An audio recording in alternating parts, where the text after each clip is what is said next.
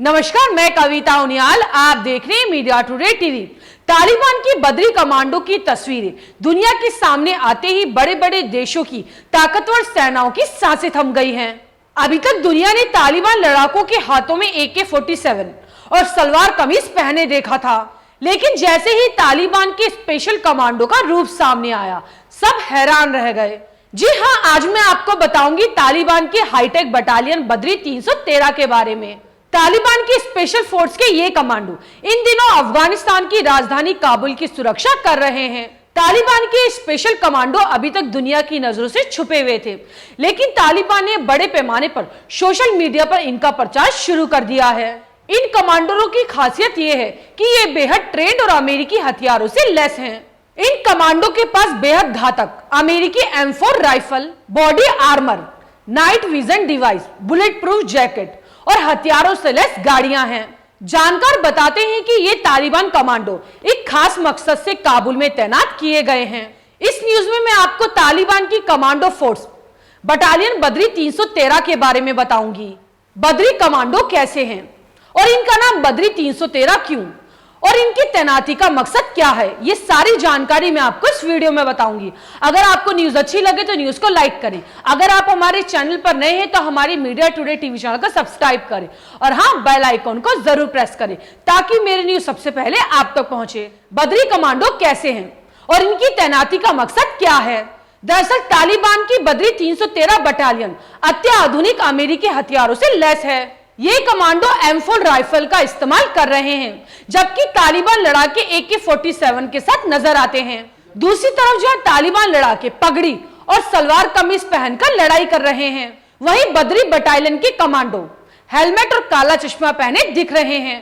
बदरी battalion के commando ने सलवार कमीज की जगह वर्दी पहन रखी है। इन कमांडो ने लड़ाई में इस्तेमाल किए जाने वाले जूते भी पहन रखे हैं। इन्हें देखकर कोई नहीं कह सकता कि ये तालिबान है या किसी देश के सेना के कमांडो। ये कमांडो काबुल की सड़कों पर गश्त लगा रहे हैं। अफगान मीडिया के मुताबिक इन बदरी कमांडो को सुरक्षा व्यवस्था मजबूत करने के लिहाज से तैनात किया गया है।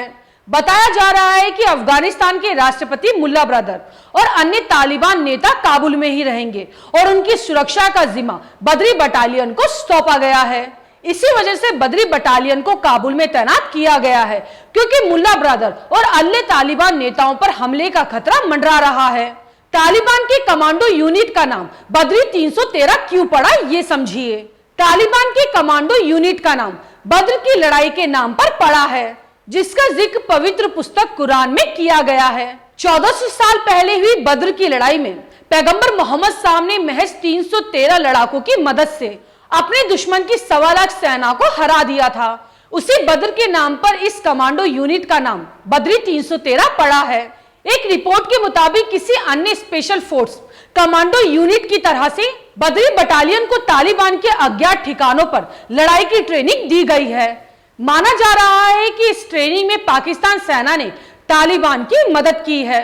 ये कमांडो शहरी इलाके की जंग में माहिर हैं, जबकि अन्य तालिबान लड़ाके पहाड़ी और गोरिल्ला युद्ध में माहिर हैं।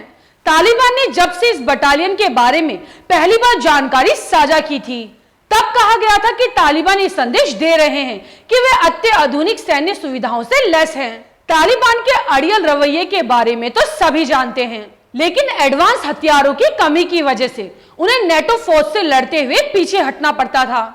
लेकिन अब तालिबान आधुनिक हथियारों से लैस होता दिखाई दे रहा है, जिससे बड़े बड़े देशों की ताकतवर सेनाओं की सांसें थम गई हैं।